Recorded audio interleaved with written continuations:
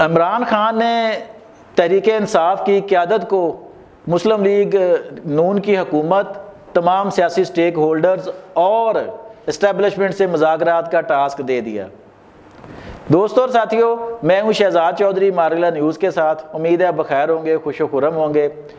دوستوں اور ساتھیوں، آپ جانتے ہیں کہ خان صاحب جو ہیں وہ اپنی مرضی کے مالک ہیں، وہ نہ کسی کی سنتے ہیں نہ کسی کے مشورے پر عمل کرتے ہیں۔ اب اگر انہیں یہ احساس ہو گیا ہے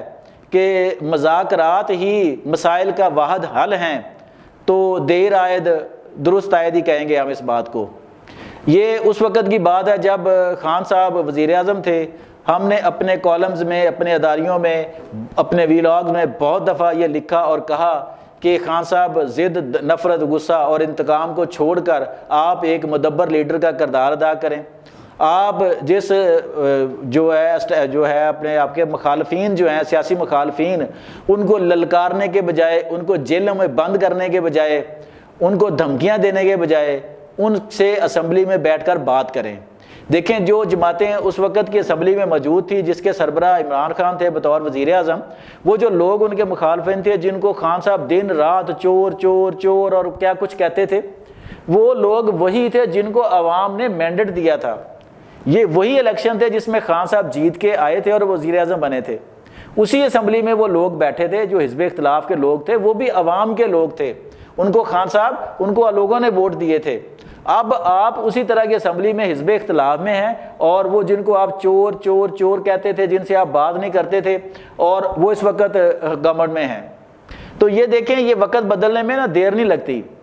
کل کسی کے پاس اختیار ہوتا ہے، اقتدار ہوتا ہے، تو پرسوں کسی اور کے پاس ہوگا جناب۔ یہ بات ہم اس وقت بھی آپ کو سمجھاتے تھے، لکھتے تھے، بولتے تھے،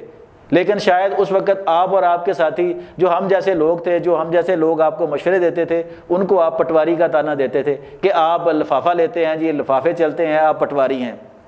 اب اگر آپ کو جیل میں بیٹھ کر یہ ادراک ہو گیا ہے کہ مسائل کا حل جو ہے وہ صرف مذاکرات ہیں، تو یہ آپ کی ایک مثبت سوچ ہے، لیکن اس کے ساتھ ہی آپ نے دوسرا کیا، جسے ہم کہیں گے پنجابی میں کہ نیا لچ جو ہوتا ہے نا، وہ تلنا، وہ بھی آپ نے ساتھ لگا دیا کہ جناب مذاکرات اسٹیبلشمنٹ سے اور سیاسی سٹیک ہولڈر سے ہوں گے۔ خان صاحب دیکھیں، آپ ماضی میں چلے جائیں، آپ کو یاد ہوگا آپ اسی اسٹیبلشمنٹ کی تعریفیں کرتے تھے کہ جناب جنرل باجوہ صاحب جیسا تو کوئی ایسا جرنیل ہی نہیں ہے جو اتنا اچھا جمہوری سوچ کا حامل ہو جناب۔ تو وہ جب اسی جرنیل سے آپ کی چپکلش ہو گئی، آپ کو تحریک عدم اعتماد کے ذریعے واپس جانا پڑا، تو اسی جرنیل کو آپ نے پتہ نہیں کیا کچھ کہا۔ جب وہ نیوٹرل ہونے کا اعلان کیا تو آپ نے یہاں تک کہہ دیا کہ نیوٹرل تو جانور ہوتا ہے۔ تو آپ آج پھر آپ سیاسی قوتوں سے مذاکرات کے بجائے آپ بیچ میں پھر اسٹیبلشمنٹ کو لے کے آ رہے ہیں۔ یہ ہمارا روز اول سے یہ ہمارا یقین ہے کہ جناب جب تک سیاسی قوتیں باہمی بیٹھ کر مذاکرات نہیں کریں گی اور ان مذاکرات کے نتیجے میں کسی بھی حتمی نتیجے پر نہیں پہنچ جائیں گی، تب تک ہماری سیاست آگے نہیں بڑھے گی۔ یہ عمران خان ہو اس وقت اپوزیشن میں یا کوئی اور ہو، حکومت میں نون لیگ ہو یا کوئی اور ہو، دیکھیں جو سیاسی اختلافات ہیں ان کو سیاسی اختلاف ہی رہنے دیں۔ اس کو آپ ذاتی انا، اس کو نفرت، اس کو غصہ، اس کو انتقام جو ہے نا وہ نہ بنائے۔ یہ بڑے افسوس کے ساتھ کہنا پڑا ہے کہ خان صاحب کے طرز عمل نے، ان کے جو ساتھی تھے، جو ان کے ووٹرز تھے، سپورٹرز تھے، ان کے طرز عمل نے ہماری جو معاشرتی تفریق تھی، پہلے ہم شیعہ سنی میں ڈیوائیڈ تھے، پھر ہم مزید فرقہ واریت کی طرف گئے، پھر ہم صوبائی تعصب کی طرف آ گئے، اور ان ساری فرقہ جو ہے تقسیم جو تھی قوم کے اندر، اس سے بڑھ کر غصے، نفرت، انتقام پر مبنی جو سیاست تھی، اس میں ایک سیاسی تفریق پیدا کر دی۔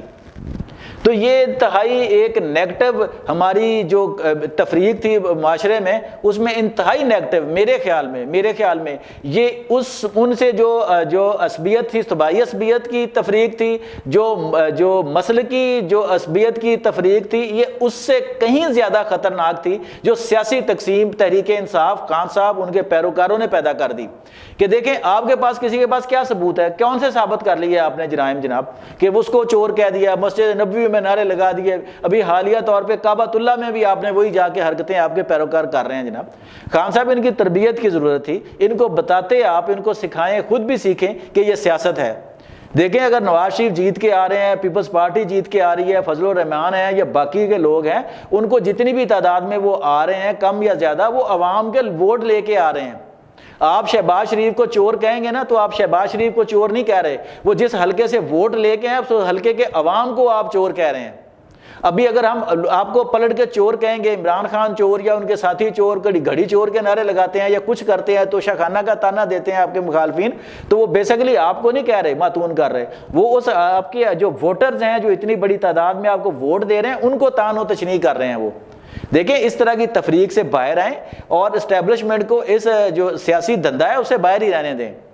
آپ اس کو دعوت دے رہے ہیں، یہ پہلے بھی آپ کے جیسے جو لوگ جو تھے وہ دعوت دیتے رہے اپوزیشن میں بیٹھ کے کہ آئیں اور اپنا کردار ادا کریں جناب، اور پھر کردار کا نتیجہ دیکھ لیا تھا آپ نے نا کہ کتنی دفعہ ماشاءاللہ لگا جب ضیاء الحق صاحب کو دعوت دی تھی تو پھر 11 سال جو ہے نا یہ لوگ روتے تھے، جب عقوبت خانوں میں کوڑے بھی لگتے تھے، گھروں میں جا کے چھاپے بھی پڑتے تھے، پریس پر بھی پابندیاں تھیں اور سیاسی کارکنوں کا جینا حرام ہوا تھا جناب، یہ اسی دعوت کا شاخسانہ تھا جناب والا۔ تو عمران خان صاحب آپ اور آپ کے ساتھی ضرور مذاکرات کریں، حکومت کو بھی چاہیے کہ آپ کے ساتھ بیٹھ کے مذاکرات کریں، جو حل طلب جو چیزیں ہیں ان کو، مسائل کے جتنے بھی مسائل ہیں، خواہ وہ الیکشن کے حوالے سے ہوں، خواہ وہ معیشت کے حوالے سے ہوں، وہ سیاست کے حوالے سے ہوں، وہ جتنے بھی ہوں ان کو آپ مذاکرات کے ساتھ حکمت و تدبر کے ساتھ ان کا حل نکال لیں اور یہ طے کر لیں کہ آئندہ ہم سب نے جو ہم نے طے کیا ہے ہم نے اسی کے مطابق جانا ہے، جو سیاسی جو معاملات ہیں ان کو سیاست میں حل کرنا ہے۔ اسی طرح الیکشن ریفارمز ہیں